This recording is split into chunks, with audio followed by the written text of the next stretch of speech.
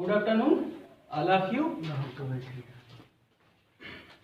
Myself आसमानंद Singh.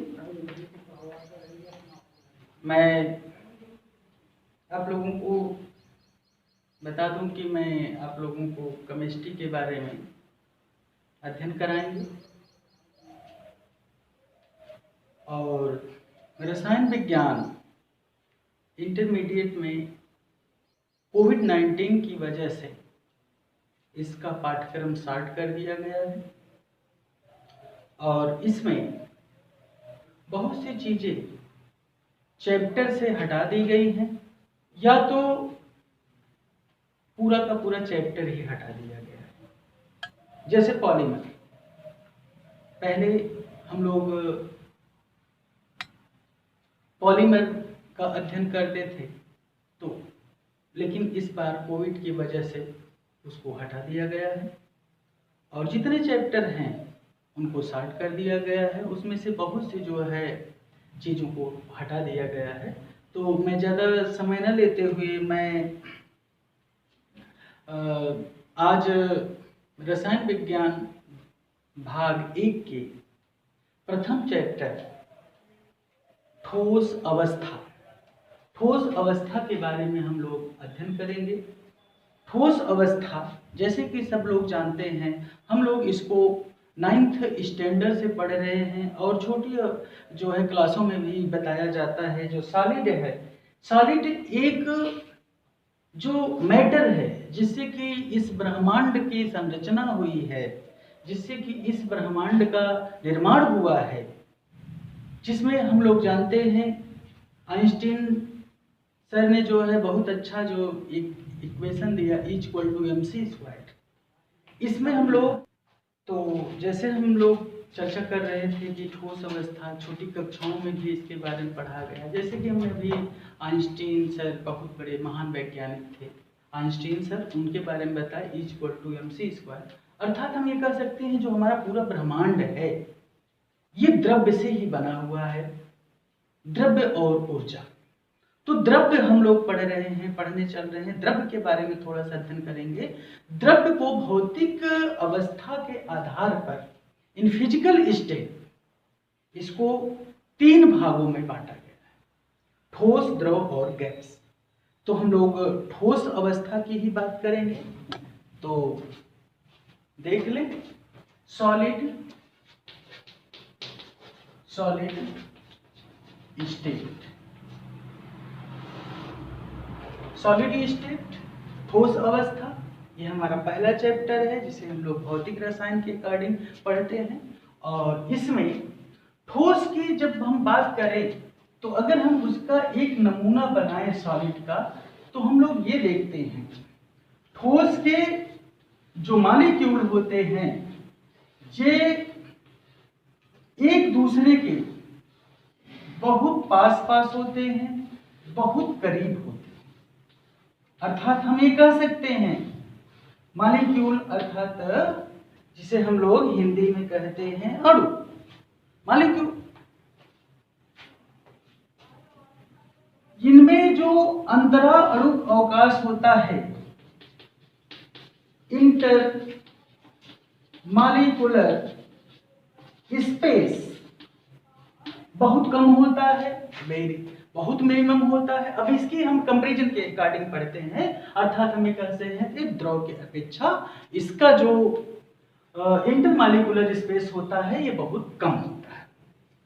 दूसरी बात, ठोस में रिजिडिटी पाई जाती है, कठोरता पाई जाती है और ये कठोरता इसके जो मॉलिक्यूल पास में हैं जिसके कारण इसका आयतन और आकार दोनों क्या हो जाता है, निश्चित हो जाता है। आयतन और आकार दोनों क्या होते हैं, निश्चित होते हैं, डेफिनिट होते हैं, निश्चित होते हैं। दूसरी बात, इसमें संपीड्यता लगभग नगण्य होती है। संपीड्यता, कंप्रेसिबिलिटी संपीड्यता इसकी क्या होती है? कंप्रेसिबिलिटी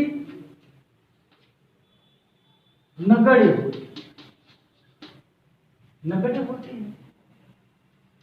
तो दो चीज हम लोग इसमें देख रहे हैं। और इसकी बेटा जो अणुओं की गतिज ऊर्जा है, जिसे हम लोग काइनेटिक एनर्जी कहते हैं, बहुत लो होती है।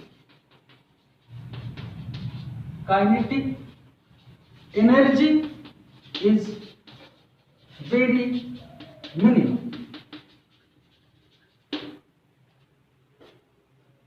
एंड पोटेंशियल एनर्जी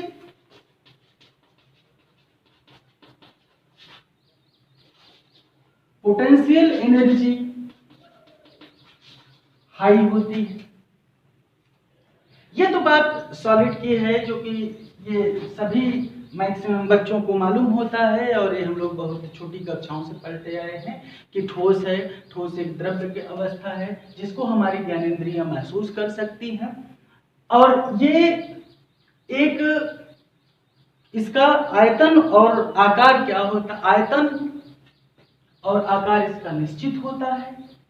दूसरी बात, इसमें संपीड्यता, अर्थात इसको हम दबा नहीं सकते। जैसे ये है, सॉलिड है, सॉलिड को हम दबा नहीं सकते हैं। इसी को हम कहते हैं कंप्रेसिबिलिटी बहुत जो है नगण्य के बराबर होती है, और इसकी गतिज ऊर्जा बहुत कम होती है, स्थितिज ऊर्जा बहुत ज्यादा।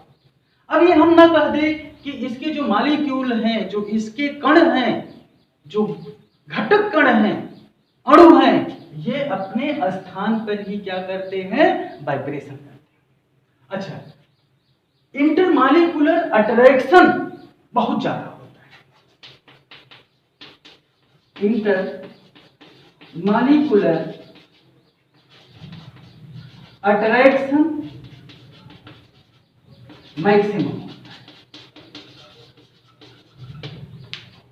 मैक्सिमम होता है। इंटरमॉलिक्यूलर अट्रैक्शन क्या होता है? मैक्सिमम होता है।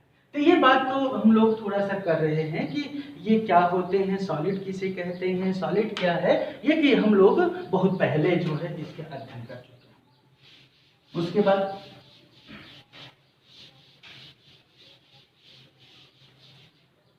क्लासिफिकेशन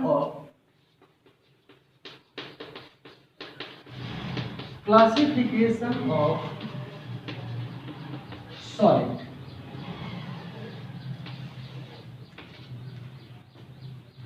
ठोस के वर्गीकरण, ठोस का वर्गीकरण हम किस आधार पर कर सकते हैं? तो सबसे पहले अगर हम देखें बेटा, तो ठोस को इसके मॉलिक्यूल अरेंजमेंट के आधार पर इसको हम दो भागों में बांट सकते हैं। पहला है क्रिस्टलाइन सॉलिड, क्रिस्टलाइन सॉलिड जिसे हम लोग कहते हैं हिंदी में क्रिस्टलीय ठोस। क्रिस्टलीय ठोस, अब पहले इसको सिंपली पहले समझ लेते हैं। जो बेटा क्रिस्टलीय ठोस होते हैं, इनके मॉलिक्यूल रेगुलर एक क्रम में व्यवस्थित होते हैं। जैसे सपोज दैट मान लीजिए ये ठोस के अणु हैं, ये क्या होंगे? एक रेगुलर क्रम में होंगे। अर्थात हम ये कह सकते हैं इनके molecule long range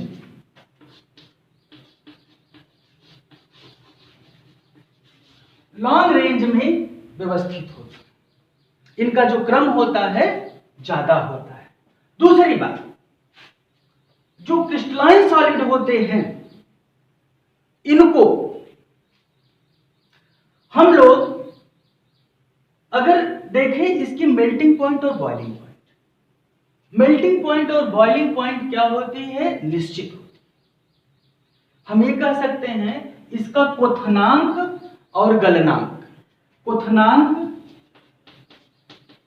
melting point time over and boiling point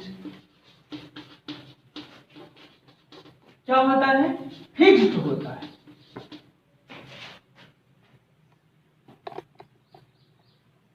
कि इसकी जो मेल्टिंग पॉइंट है और बॉइलिंग पॉइंट है क्या है, फिक्स है, और ये एनाइसोट्रॉपिक होते हैं।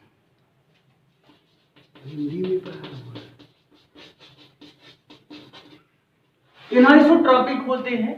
हम ये कह सकते हैं कि इनकी जो विभिन्न दशाओं में इनकी जो फिजिकल प्रॉपर्टीज है क्या होती है, भिन्न। लेकिन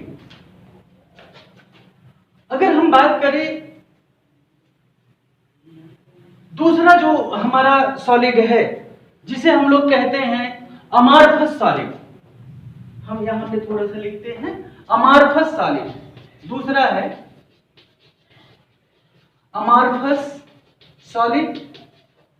अच्छा, इसको अब इसके अकॉर्डिंग थोड़ा सा हम लोग देख लें। क्रिस्टली सॉलिड जैसे AU है, AG है, कॉपर है, एक्सेट्रा, बहुत जितने भी सॉलिड हैं ये सब क्या है, हम लोगों के क्रिस्टलाइन सॉलिड।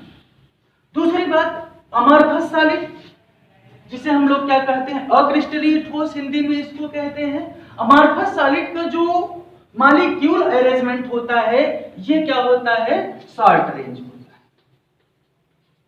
क्या होता है, शॉर्ट रेंज होता है, अर्थात इनके मॉलिक्यूल शॉर्ट रेंज में व्यवस्थित होते हैं, शॉर्ट रेंज होता है।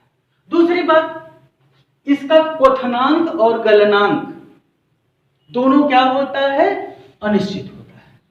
अभी ये बात जान लीजिए, जैसे मैं इसकी बात किया था कि इसका क्वथनांक और गलनांक क्या होता है, निश्चित होता है। आप सोने को कहीं से भी निकालिए, चाहे जिस खान से निकालिए, सोने का जो क्वथनांक होगा बेटा, गलनांक होगा, वो क्या होगा, निश्चित होगा। कॉपर का भी निश्चित होगा, चांदी का भी निश्चित होगा। तो अर्थात हम ये कह सकते हैं ऐसे सॉलिड हमारे क्रिस्टलाइन सॉलिड के अकॉर्डिंग आते हैं। दूसरी बात हमने कहा अमार्फस सॉलिड। अमार्फस सॉलिड अर्थात हम कह सकते हैं अक्रिस्टलीय ठोस। अक्रिस्टलीय ठोस में जो अणुओं की व्यवस्था है ये जो है